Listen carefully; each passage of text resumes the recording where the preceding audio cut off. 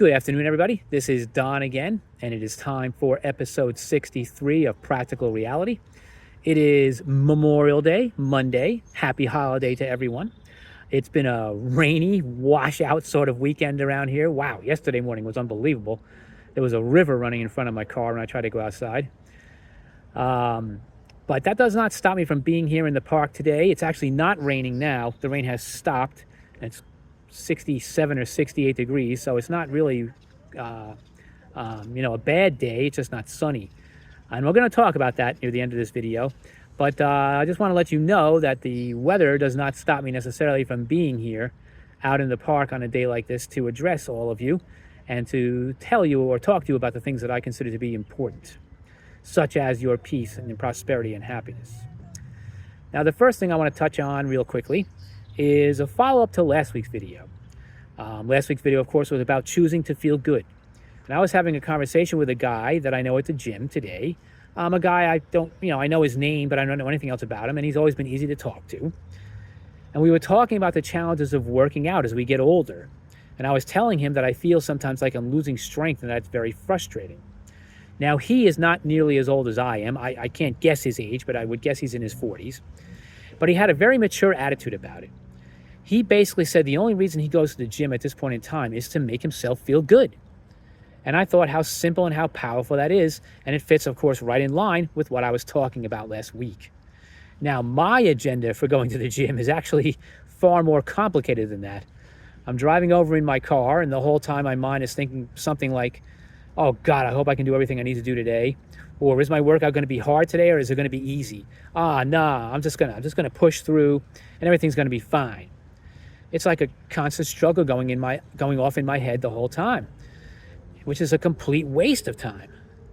But if I go there with an attitude like I'm just going to have fun, wow, does that take the pressure off? And the results that it produced in me today were amazing.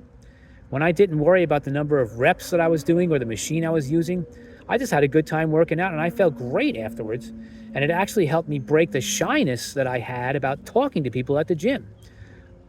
I wasn't particularly aggressive about it, but I made a point of going up to a couple of women and, making a comment about their workout and just to talk to them for a minute. And they actually smiled and were receptive, and it was pretty cool. I've wanted to be that way, that sociable at the gym for a long time, and I found it impossible. But if I just go there and take that pressure off myself about, how my workout's going to go, suddenly I'm just there having fun, and it's so much more easy and so much more fun. And it makes you feel good that you don't have to worry about it anymore. That's a real breakthrough for me, and it felt like it unlocked some sort of wellspring of energy that was tied up with all this tension I had around going to the gym, and it felt great. And I carried that energy all the way home with me to the point where I was right here now. I'm sitting right here in this park right now, still feeling that tremendous feeling of unlocking that energy inside me that I had 3 or 4 hours ago. So I kind of had a breakthrough as a result of a simple conversation on a subject that many people have dealt with. And I think that's pretty awesome. So now let's move on to the main topic for today. It occurred to me recently that people who are incredibly busy every day, which is most people, rarely get the chance to slow down and make themselves aware of what's going on around them and what's happening inside themselves. And then I decided to look at that subject from another angle. For all of us, no matter where you live, the process is the same. As you were growing up, you chose your role models to follow, whether they were your parents or some friends or some sports figures that you admired or teachers, whatever. It makes no difference. You chose some role models to model yourself after. And it was those people who helped you formulate your own perception of yourself. And that includes the standards that you set for yourself, whether you realize it or not. And that's a very important distinction to make. I know that when I was a teenager, I was not necessarily aware of how everyone around me was influencing my life and, helping foretell the decisions I would make later in life. And I was not aware of the effect they were having on my personality. But that part of my life is long over. And it is now my responsibility completely to know my standards and audit them and correct them as necessary as part of my personal evolution journey. And it hit me the other day when I started thinking about this, that there are probably a lot of people out there who give no thought to this whatsoever. And they may be very intelligent people, but their lives are just so nonstop every day that they don't get the chance to slow down and take the time to understand what their standards are and how it influences them and how they could be changed. For me, this change is inevitable and necessary just because I recognize that perfection doesn't exist, and striving for it is a waste of time, but striving for the ideal use of my personal resources is a never-ending goal. I also realize that these standards that I set for myself are not always met, and yet I am not sitting here beating myself up for it every day. That's also useless and a complete waste of time.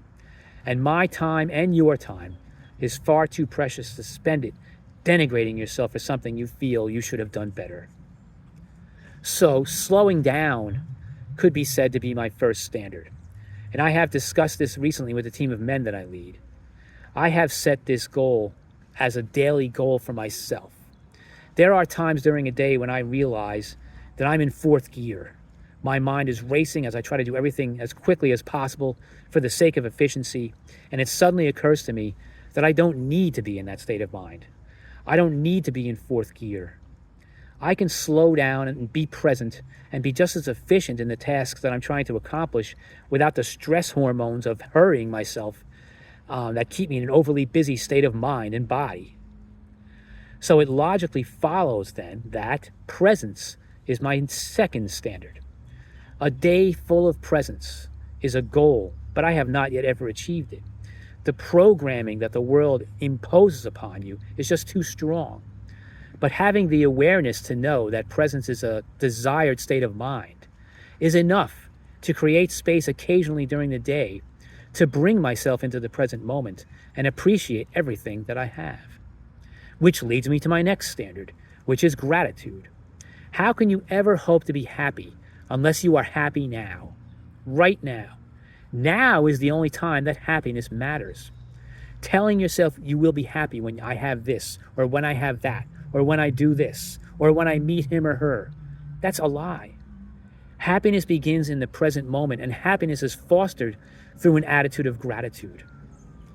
Look around at your surroundings, where you live, the house you live in, if you have a beautiful expansive mansion, all the cars you have, and then ask yourself, is that the source of your happiness? Or is your happiness internalized? Happiness should come from the air in your chest and the beauty of these trees I'm sitting in front of. Happiness is not material, it is eternal, it is spiritual. So being able to foster an attitude of gratitude, even under the circumstances where gratitude would seem to be the least likely response, is a standard that I have set for myself, and yet I don't always achieve it. And like I said, I'm not beating myself up for that. And that is where discipline comes in. Are you able to stop yourself in the middle of a day and bring yourself to the present moment and celebrate your surroundings and be grateful for everything that you have in your life?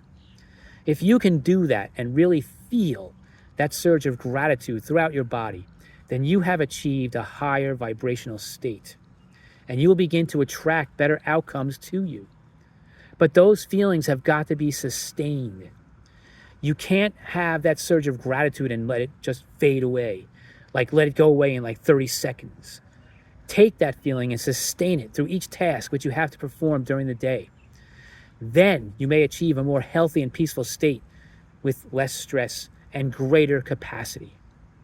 And capacity is your ability to withstand the stimuli around you, be it good or bad, and still be able to bring yourself to the present moment and create circumstances that are most beneficial for you. When you are disciplined enough to extend your capacity or expand your capacity to the point where it includes moments of peace and presence, then you allow for your mind to be curious and open to learning. And then you have to choose what you want to learn. And that's your next standard. What are you going to learn each day? And when you reach that state, that is when the implementation of the best version of you can begin to take shape. And that, for me, is the highest standard.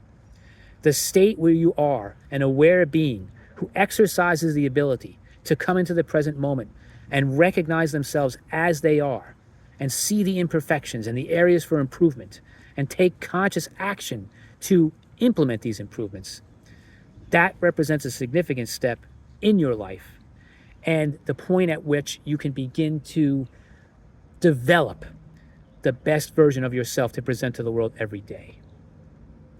And this can apply to you whether you are a highly intelligent, successful professional, a student, someone who is struggling with the stress of daily life or struggling in general, or even if you feel like you want to give up.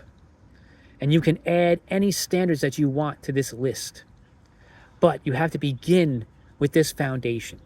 This is the origin, like the 0.00 on a graph. Using this foundation, you can evolve into any person that you want to be. And the advances being made in science at this point in time prove that your mind is powerful enough to bring any reality that you desire into being, if only you have the discipline to be more aware and mold yourself into the best version of the person you can be every day. So if you still want to complain about the rainy weekend, then I would say you have some work to do. And you need to remember that every day above ground is a good one. And that you have a daily purpose to show the world the best version of yourself every day. And herein lies the blueprint that I'm giving you right here. And it's your job to implement it.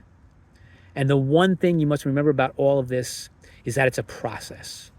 Results will not happen overnight. You need to be persistent. You need to be present. You need to remember to bring yourself to the present moment. And you also need to remember that if you don't do everything like you feel you should be able to do immediately, then don't denigrate yourself for it, because you are determined and you know once you set yourself on this course that you will accomplish everything you set out to eventually. Now, these are steps that many people ignore, but if you can develop this level of awareness, you will have a huge advantage over those people who don't. And then how you use that advantage will be a measure of your awareness that you can take for yourself. Now, I thank you for listening. I hope everyone has a great day. Peace, love, and prosperity to you all. I welcome comments, and of course, I always welcome new subscribers.